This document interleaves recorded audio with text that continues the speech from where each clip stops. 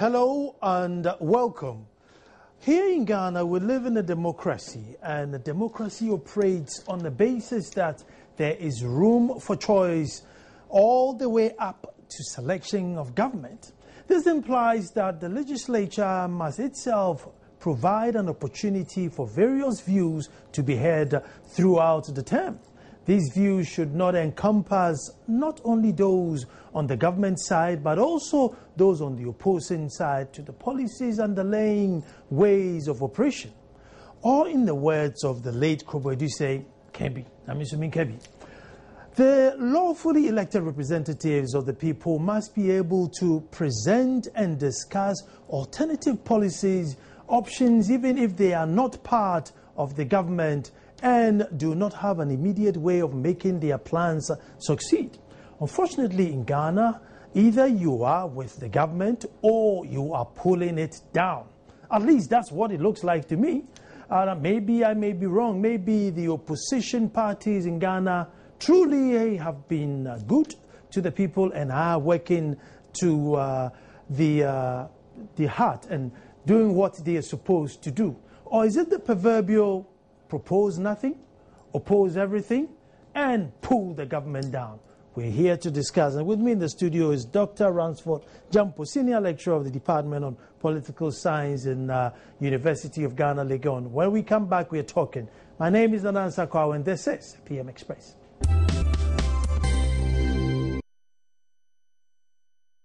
Governing in opposition, responsible opposition, rights of opposition. What can they do and what can they not do? With me in the studio, Dr. Ransford Jampo. Doc, you're welcome. Thank you. Thank you. You've been disappearing for some time, and eventually we catch up. Thanks for coming. Doc, we're looking at governing in opposition, the role of the opposition, and by virtue of the fact that they are a minority in the House, what can they do? I mean, they don't have the numbers. Well, to the extent that we in Ghana haven't formed a coalition government, you would always have opposition there, and they are not part of the ruling government. If you're talking about opposition, you're talking about all the parties, an amalgamation of all those political parties that do not form part of the ruling government. And so, yes, they are not governing, but they have a critical role to play when we want to talk about, in ensuring good governance, in promoting accountability, and then also in ensuring that governments or those who are given the mandate to rule are kept on their toes to be able to perform and discharge the mandate that may have been reposed in them by the people. And so, yes, they may not be in the driving seat, but they certainly have a lot of role to play in ensuring that the right thing is done. Doc, politicians in Ghana have developed what I called shameless opportunists. They have no shame. You can expose it, say it, jump up and down, super it, jitter it, whatever it is.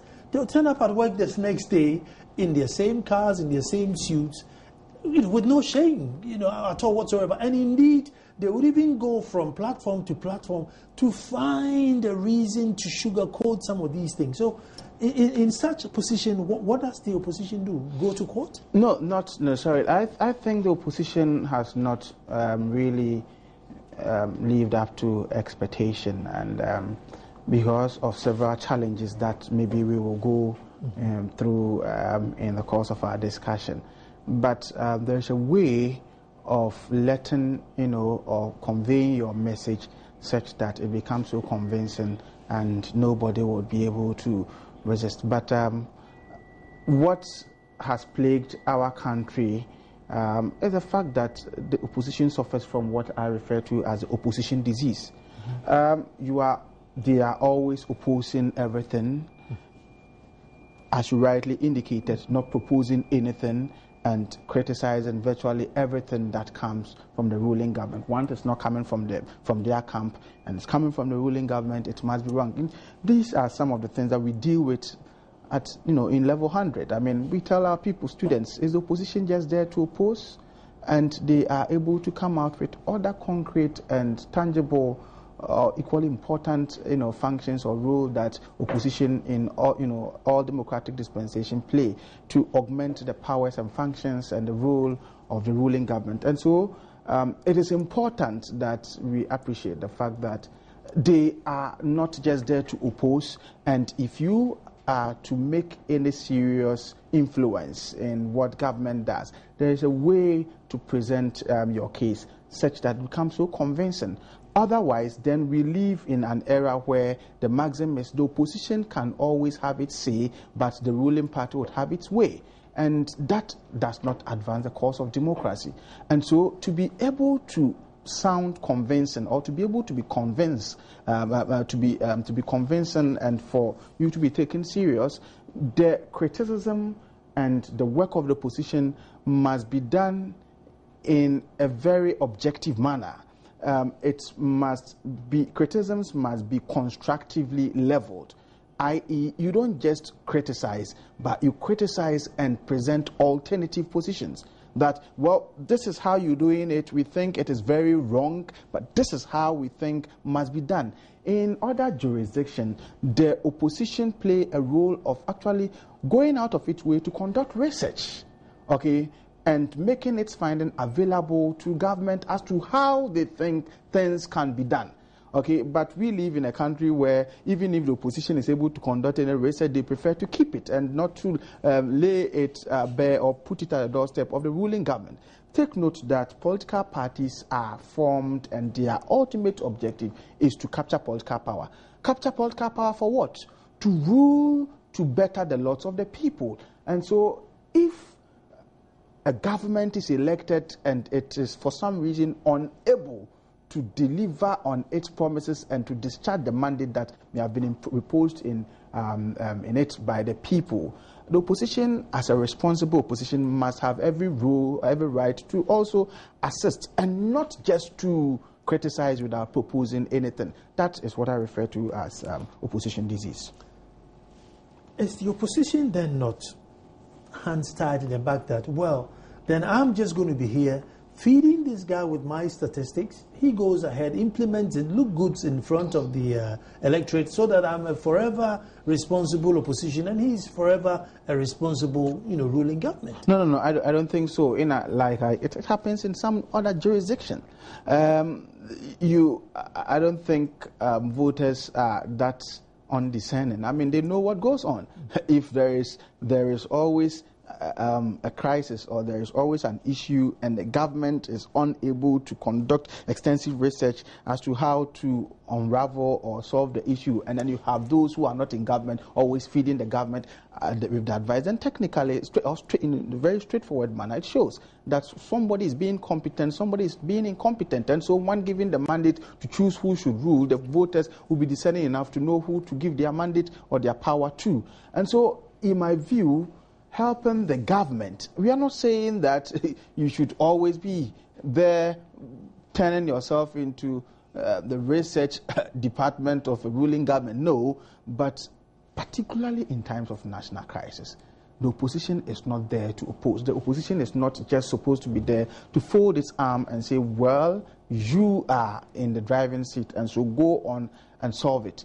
I mean, that does not advance the cause of democracy, and it will not better the lot of the very people the opposition is seeking to serve should they be given the mandate to rule. So in other words, it's actually a good advert for the opposition to be seen to be bringing good alternative policies. Yes. It shows how credible you are. It shows that you are not just there to oppose. It shows that you are there to perform other functions to better the lot of the people. And so it is important that the opposition appreciate this role and to accept the fact that they are not just there to oppose. In fact, if we are practicing multipartyism, and then it means we give room for the expression of dissenting views, which must necessarily come from the opposition. And these views must be geared towards shaping policies, must be geared towards keeping governments on their toes, must be geared towards ensuring that the rights of minority, are protected, the poor and underprivileged and those who are voiceless, are all given a voice through the role of the opposition. But unfortunately, well, it's coming from the other side, so let's oppose it. And then what happens is that they tend to shirk or abandon or ignore the other equally invaluable role that they could play in advancing the cause of our democracy. And I think that is absolutely unacceptable. The biggest opposition we have, the MPP or the Dankwa Buzia tradition, have been boycotting since Kwame Nkrumah, from the days of fighting for a federal state, from the constitution. They seem to have boycotted up until 2014 the constitution, Senche, vetting of, Is it a good strategy for an opposition to say, look, we don't agree, and therefore the public will know that, look, we didn't take part in this? Loan agreements, they seem to work out as soon as they don't agree. Is it a good position? Well, boycotting is part of the means or mechanisms of showing dissent, of telling whoever is in the driving seat that we don't support this. I mean, you can go on demonstration, you can write petitions, you can boycott and all that. They are all part of the mechanisms that can be resorted to when you want to show dissent. But it is also up to those in the driving seat to cajole, to ensure that they shouldn't be so happy when you have the opposition boycotting sessions and just walking out of the Chamber of Parliament and all that. It doesn't augur well for our democracy. Democracy also thrives on consensus building. Okay, and so it is always important that those who are in the driving seat try their best to bring those who are boycotting, activities. You try to bring them, around the table, and then you begin to dialogue and all that. So yes, it is one of the means of showing dissent. It must be used sparingly, and then also those in the driving seat must, for the sake of consensus building, try as much as possible to be genuine or fair, and to ensure that they cajole the other side.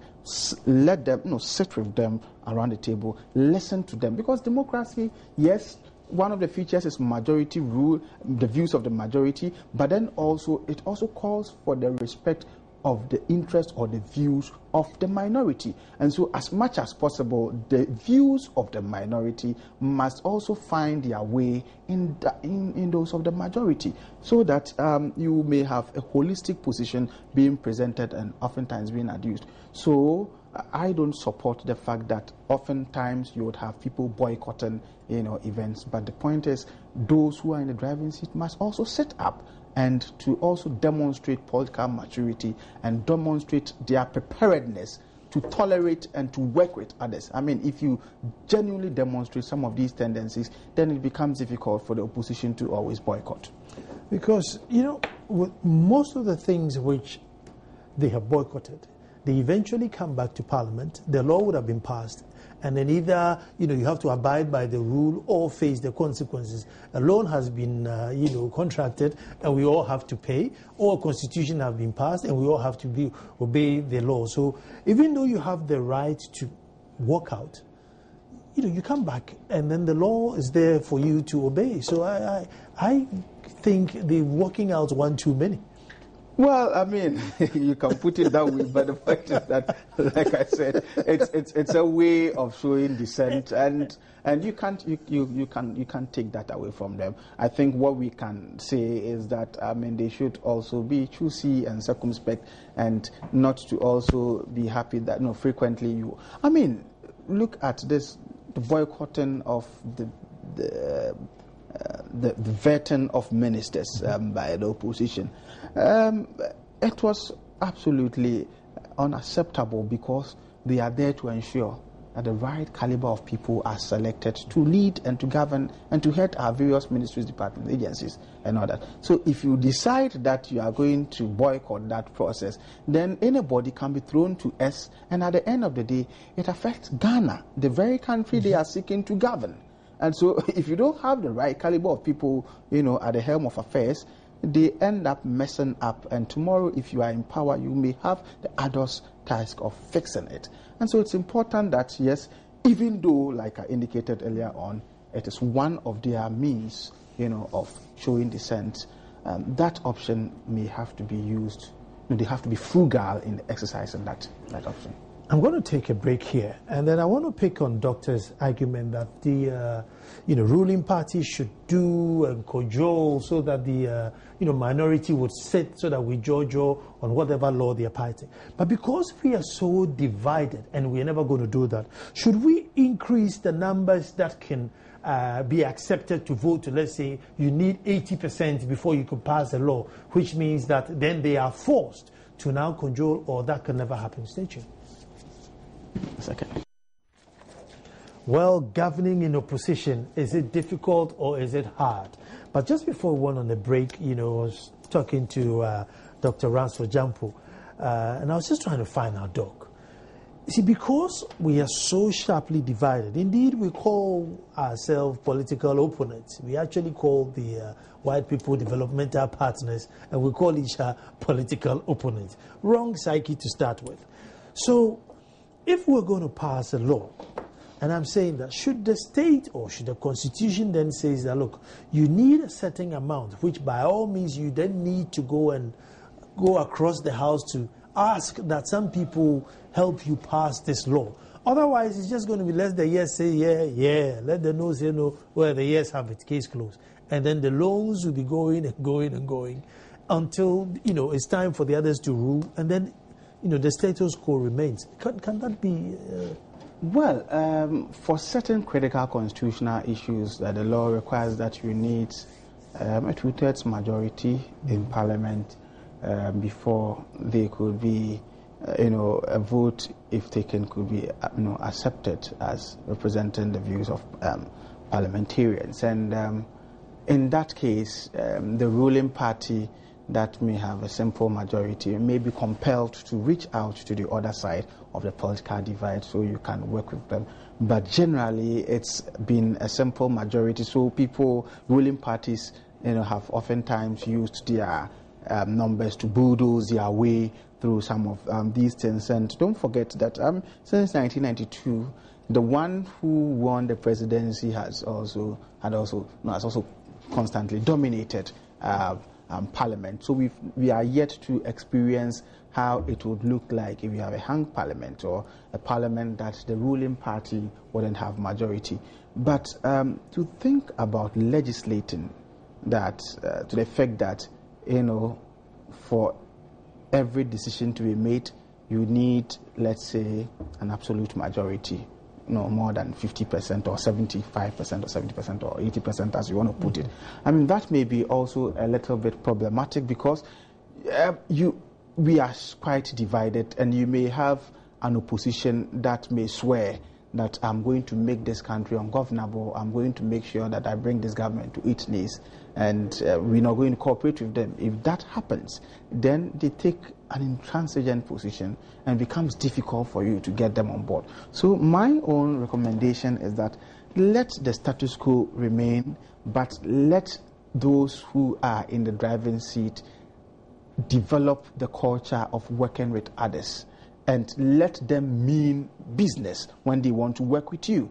I mean, I criticized the opposition MPP for boycotting the Senche, whatever they want to do at Senche. But at the same time, I also criticized the ruling government, that if you look at the way and manner they went about inviting the opposition, it clearly showed that they didn't also mean whatever they were doing. If you really meant that you wanted to bring the opposition on board, maybe you would have given them advanced information, given them all that they need to know, let them read, digest, and come out prepared, come to the conference or the forum very much prepared and all that. But you don't treat them anyhow, and then you expect them. So for me, that showed that even though, yes, I didn't like the fact that the opposition boycott, I also felt that the government also didn't do enough and all that. So let ruling governments be objective, let them mean what they say, and let them have this idea ingrained in their psyche that democracy thrives on consensus building. And so even though you may have the numbers, you would always must necessarily work with the others across the political divide so they can also bring their expertise and views to bear on critical national policy issues. So we have holistic views and development would not suffer. But anytime we try to marginalize the opposition because we have numbers. No, let me interject there. I mean, we're talking about the opposition also bringing their policies or their man or their views. I mean, Dr. Bawumia tried once, and maybe he was absolutely annihilated, from commentators on the government side. Oh, he was a useless economist. He doesn't know what he's saying. He hasn't got his facts right.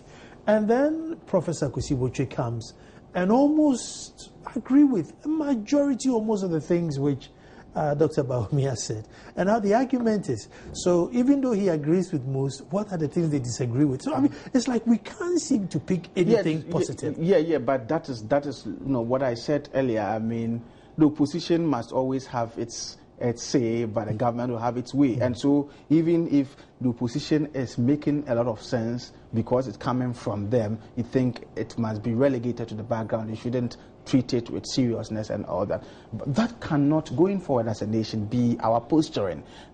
We must be tolerant. Democracy thrives on being tolerant of dissenting views and then opening up to some of these critical suggestions that may come from the opposition.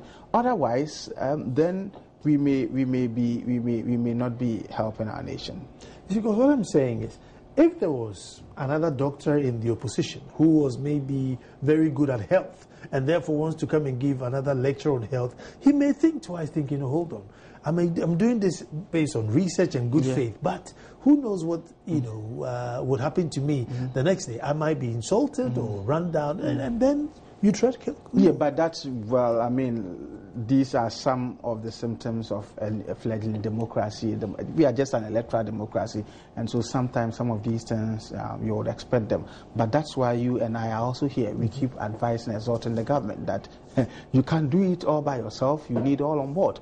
And so government ought to also be circumspect in the way its communicators respond to some of these critical issues. Because, yes, I don't think that all that Bawumia, threw up there were nonsensical. I think he made a lot of sense. And so you don't openly, otherwise, like you rightly indicated, you prevent other well-meaning people from also offering suggestions and giving advices here and there. And so it is important that government also re-examines its posturing and the way it relates with the opposition. The opposition must be up and doing. I mean, we don't have these things being done often.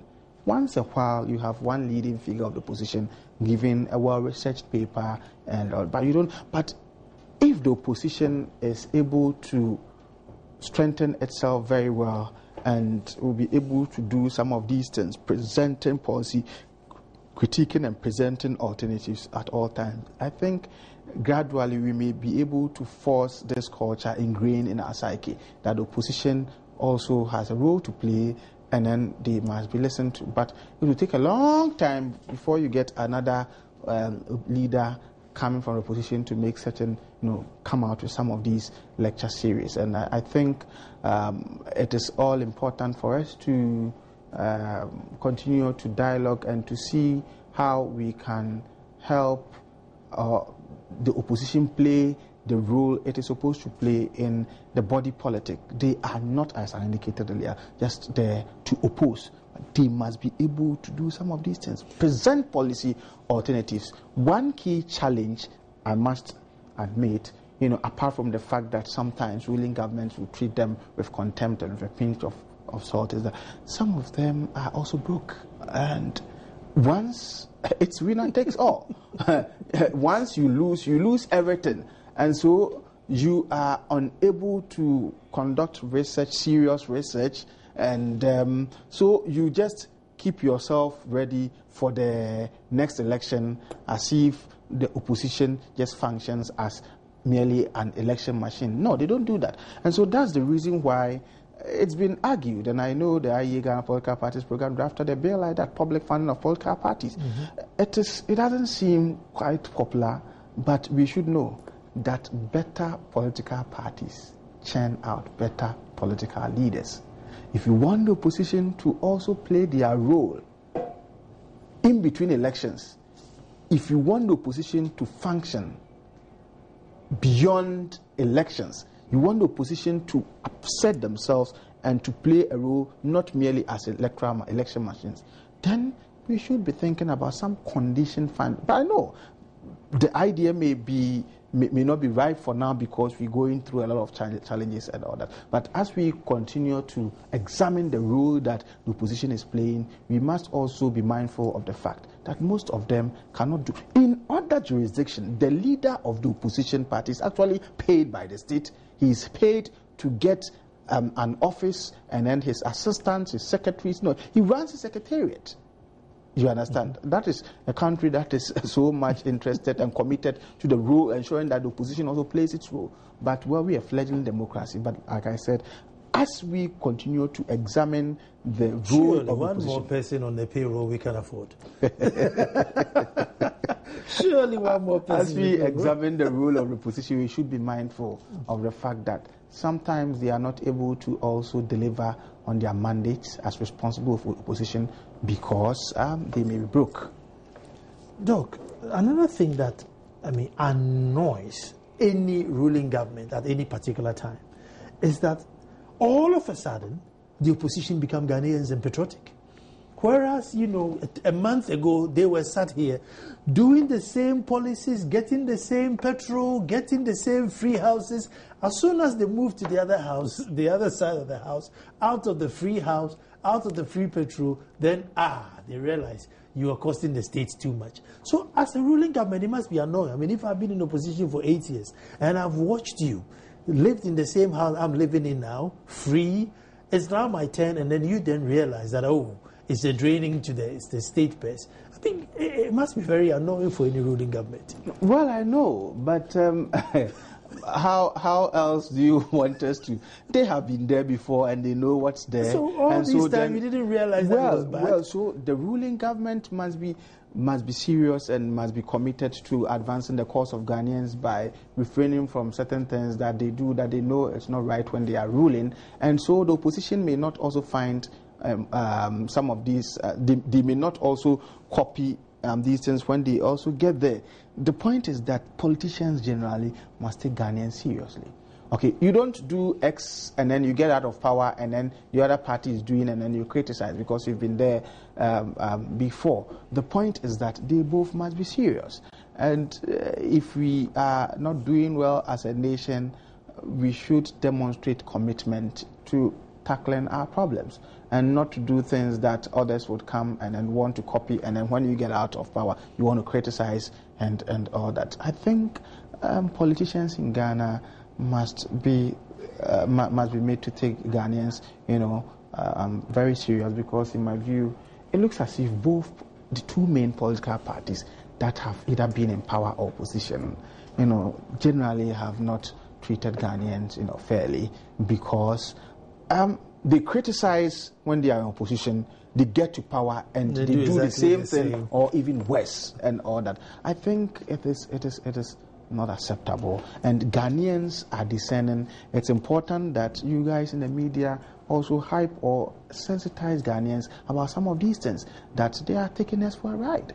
They criticize when they are in opposition, they get there, they do the same thing or even worse, and we should be growing tired and weary of them. This thing. Now, we're going to take a break, and when we come back, we'll look at forming shadow government. Would it be important or would it be necessary so that you flip the papers in the morning and then see what the shadow government would have done on maybe education or health? How does it help? Stay tuned. Well, very interesting conversation. Governing in opposition, how difficult, how easy is it? But just before we went to the break, Doc, I want you to combine three things together for me. Number one, the style of campaigning. Ministers would always go out campaigning. I'll give you this, I'll give you that, I'll give you this. So there are a lot of people who have this idea that an MP is sort of a development, literally a contractor, not like a lawmaker, so that's that.